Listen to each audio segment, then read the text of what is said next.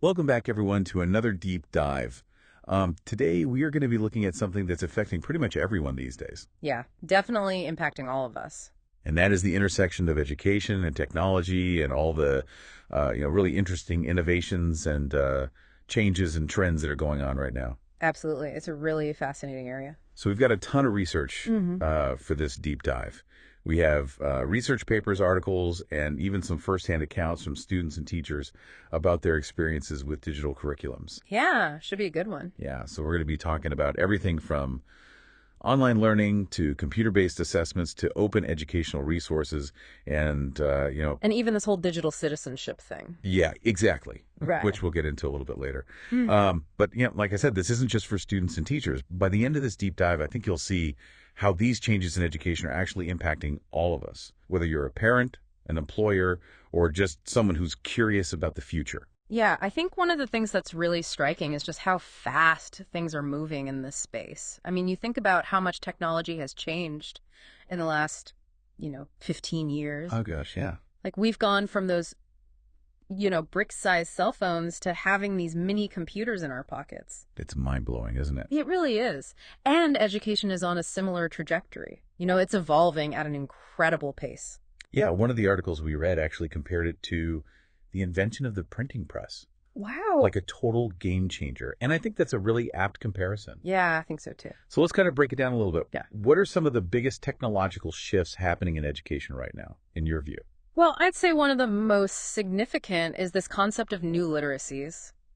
It's not enough to just be able to read and write anymore. Right. Students today need to be able to navigate this constant flood of information that they're encountering online. Okay, so it's like needing a BS detector for the internet. Exactly. And that's a great way to put it. You've got social media, blogs, websites, all these sources of information. All claiming to have the truth. Exactly. And so kids need to be able to sift through all of that, figure out what's credible, what's biased, what's just plain fake. Oh, yeah, for You sure. need to understand how algorithms shape what they see online. It's a whole new set of skills that we didn't really have to worry about before. That makes total sense. Yeah. And it's not just for kids, right? Like, I feel like I could use a crash course in internet BS detection sometime. Oh, absolutely. I think we all could. It's a lifelong learning process. So how is education adapting to this need for new literacies? What are some of the things that are being done? Well, one way is through the rise of online and blended learning. Right? And these approaches, they offer a lot more flexibility and can be tailored to individual students' needs in ways that traditional classrooms sometimes struggle to do. Yeah, you've got a whole stack of research on that topic right in front of you. Mm. What are some of the biggest benefits that you're seeing from online and blended learning? Well, one of the things that really jumps out is the potential to broaden access to education. Hmm. So, for example, imagine a student in a rural community who doesn't have access to a specialized course at their local high school. Right. With online learning, they can connect with experts from anywhere in the world. That's amazing. It really is. Or think about a student who learns best at their own pace. Okay. Online learning can give them the time and support they need to really grasp a concept. So it's about kind of breaking down barriers and offering more personalized learning experiences. Absolutely. And blended learning takes that a step further by combining the best of both worlds. Okay. It blends the flexibility of online learning with that in-person connection and support that you get in a traditional classroom. Yeah, I can see how that would be really beneficial. And there's research to back that up. A study out of Michigan State found that students in blended learning environments often show greater engagement and improved academic performance compared to those in purely traditional or purely online settings. Interesting. So it's like the best of both worlds. Yeah, exactly. But I imagine it's not all smooth sailing, right? Like it must be pretty challenging for teachers to manage both online and in-person learning at the same time. Yeah, you're absolutely right. There are definitely some challenges that come with blended learning. What are some of the big ones? Well, one of the biggest is the need for professional development. Okay. Teachers need training on how to effectively design and deliver these blended learning experiences. It's not just about, slapping a worksheet online or recording a lecture. Right. It's about creating engaging interactive lessons that really leverage the strengths of both approaches. That makes sense. So it requires a whole new skill set for educators. Yeah, it does. And another challenge is making sure that all students have equal access to the technology and resources they need to participate. Of course. The Yeah. digital divide is a huge issue. It really is, and it's something that we need to address if we want to make sure that all students have the opportunity to benefit from these new approaches to learning. Okay, so we've got online learning, blended learning, all these new approaches to education. What other technological trends are you seeing out there that are shaping how digital curriculums are being designed and implemented? Well, one that's particularly exciting and maybe a little daunting is the rise of mobile learning. Okay, so we're talking smartphones, tablets, all that. Exactly. All these handheld digital tools that are becoming increasingly ubiquitous, Yeah. and they're finding their way into classrooms more and more. So is that a good thing or a bad thing? I mean, I can see how it would open up a ton of possibilities, but I can also see how it could be really distracting for students. Yeah, it's definitely a balancing act. But the research suggests that when used strategically, mobile devices can be incredibly powerful learning tools. One study found that mobile learning can actually lead to increased student engagement and motivation, Huh. Interesting. I wouldn't have guessed that. especially for subjects that can sometimes feel a little dry or abstract, you know? Okay, yeah, like history or science. Exactly. But imagine using augmented reality to bring a history lesson to life or exploring a 3D model of the human heart in biology class. Okay, yeah, that does sound a lot more engaging than staring at a textbook. Right. And that's just scratching the surface of what's possible with mobile learning. But it also sounds like it puts a lot of pressure on educators to figure out how to use this technology effectively. Absolutely. It's a whole new set of challenges for administrators and teachers. Like what? Well, for starters, how do you ensure responsible use of devices in the classroom? How do you address concerns about screen time and digital distractions? Right. And how do you make sure that all students have equal access to mobile technology? These are all really important questions that schools are grappling with right now. Yeah, it seems like technology is always evolving, so it must be hard for schools to keep up. It is. It's one of the biggest hurdles educators need support and resources to stay ahead of the curve. They need ongoing professional development, reliable infrastructure, and a culture that embraces innovation and experimentation. Yeah, that's a lot to ask. It is. But I think it's essential if we want to prepare students for the future. Well said. So we've talked about all these new approaches to learning and teaching, but how do we actually measure student progress in this new digital landscape? Are we still talking about good old-fashioned tests, or is there something more high-tech going on these days? Well, that's where things get really interesting. Technology is really changing how we assess student learning, too. Yeah. Yeah, we're seeing a pretty big shift towards computer-based assessments. Okay, so not just like your typical, multiple choice quizzes on a computer. Right, it's going way beyond that. We're talking about tools that can actually personalize the learning experience in real time. Okay, now that piques my interest. Yeah. So tell me, how do these high-tech assessments actually work? Well, imagine a program that adjusts the difficulty level of the questions based on how a student is doing. Okay. So if they're breezing through the material, it starts giving them more challenging questions. But if they're struggling, it offers hints or breaks down the concepts into smaller chunks.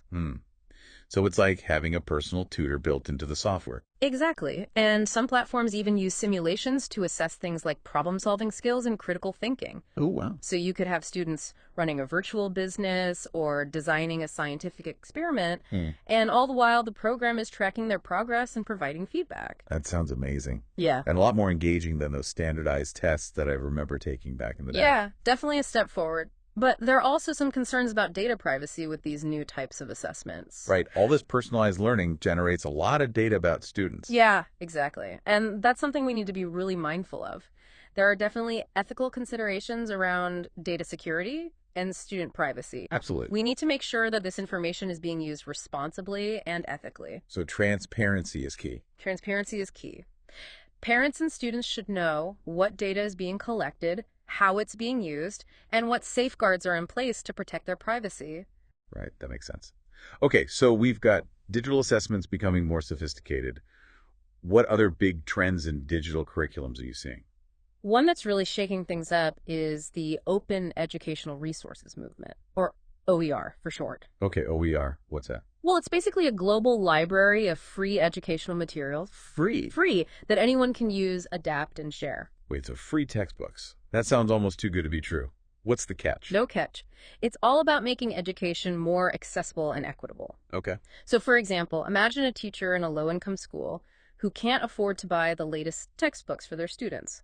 With OER, they can access high-quality materials without breaking the bank. Wow, that's amazing. Or picture a student in a developing country who can now access the same learning resources as someone in a wealthy nation. It's really about democratizing knowledge. I love that idea. Yeah. So what kinds of materials are we talking about here? Everything. Textbooks, lesson plans, videos, interactive simulations, even full courses. And it's not just for K-12.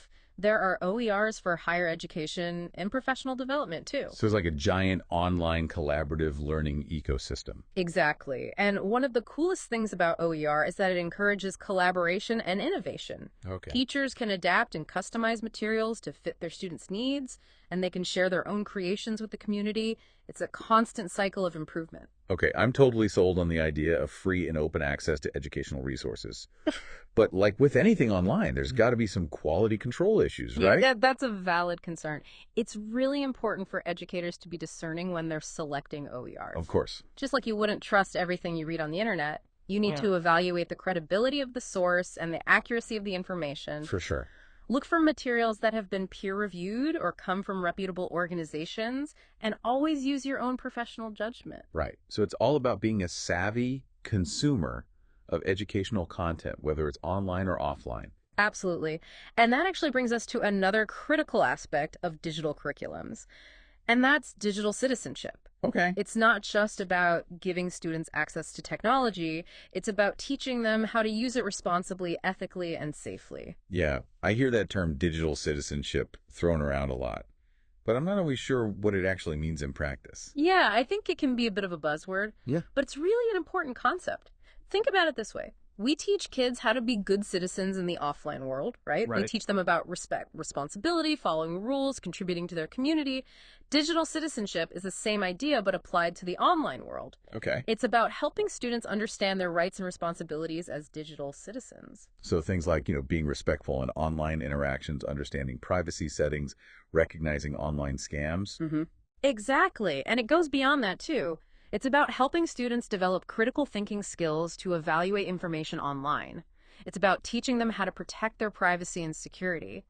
And it's about encouraging them to use technology for good, to connect, to make a positive impact on the world. So it sounds like a pretty tall order for educator. It is, but thankfully there are tons of resources available. So There are organizations dedicated to promoting digital citizenship, and many schools are incorporating it into their curriculum. It's becoming increasingly recognized as just an essential part of education in the 21st century. yeah, it sounds like we're talking about a shift in mindset, not just a new set of skills. That's a great way to put it. Digital citizenship isn't just about following a set of rules. It's about fostering a culture of responsible and ethical technology use. It's about empowering students to be thoughtful, informed, and engaged digital citizens. Okay, so we've covered a lot of ground here. From the nuts and bolts of online and blended learning to these bigger picture ideas of digital literacy and citizenship. Yeah. And it's clear that technology is having a profound impact on education. But it's also clear that it's not a simple solution. It's a complex landscape with both opportunities and challenges. Absolutely. And that complexity is only going to increase as technology continues to evolve at this unprecedented pace. So what does this all mean for the future of education? Yeah, that's the million-dollar question. Yeah. How do we ensure that education keeps up with the rapid pace of technological change? Yeah, it really does feel like we're at a crossroads here. Yeah. On the one hand, we have all these amazing tools and resources at our fingertips. Right. But on the other hand, the pace of change is so rapid that it's hard to keep up. It's like trying to hit a moving target. Yeah. The jobs of tomorrow might require skills that haven't even been invented yet. So how do we prepare students for that? Yeah, that's a great question. One of the reports we looked at for this deep dive talked about this idea of global competitiveness. Right. And it seems like there's a sense of urgency to make sure that our education system is keeping pace with the rest of the world. Yeah, that's definitely a factor. In a globalized economy, education isn't just a local issue anymore. It's about preparing students to compete in a global workforce. And technology is kind of leveling the playing field in many ways. Students in developing countries now have access to information and resources that were previously unimaginable. So it's not just about, keeping up with other countries. It's also about preparing students for a world that's increasingly interconnected. Exactly. The jobs of the future are going to require collaboration, communication, and problem-solving skills that transcend national borders. Yeah. Think about fields like software development, engineering, scientific research. These teams are often spread across multiple continents working together virtually. So it's like the whole world is becoming one giant classroom. In a way, it is. And that brings us back to those new literacies we were talking about earlier. Right. The ability to critically evaluate information online, to collaborate effectively in virtual environments, to communicate across cultures. These are the skills that are really going to set students apart in the 21st century. Yeah, it sounds like we need a fundamental shift in how we even think about education. I think so. It's not just about memorizing facts anymore. It's about fostering creativity, critical thinking, and adaptability. I couldn't agree more. We need to move away from this one-size-fits-all model of education Right. and really embrace these personalized learning experiences that cater to individual needs and interests. And technology can be a powerful tool for that, but it's not a silver bullet. It takes thoughtful planning, dedicated educators, and a willingness to experiment and innovate. So if we were to sum up all of this into one key takeaway for our listeners, what would it be? I'd say this. The future of education is not about technology replacing teachers. Okay. It's about technology empowering teachers to create more engaging, personalized, and effective learning experiences for their students. It's about equipping students with the skills and knowledge they need to thrive in a world that's rapidly changing and increasingly complex. That's a really powerful message. And it's one that I think goes beyond the classroom, too. Yeah, It's relevant to anyone who cares about the future, whether you're a parent, an employer, or just a citizen of this increasingly digital world. we all have a stake in this. So as we wrap up this deep dive into the world of digital curriculums, I'm left with a sense of both excitement and responsibility. Yeah, I think that's a good way to put it. There's so much potential here, but we also have to be mindful of the challenges. Absolutely. And we need to work together to ensure that technology is being used to create a more equitable and effective education system for all learners. I think that's a great note to end on. To our listeners, we encourage you to explore the resources that we provided in the show notes and to continue the conversation about the future of education in a digital world. Thanks for joining us on the Deep Dive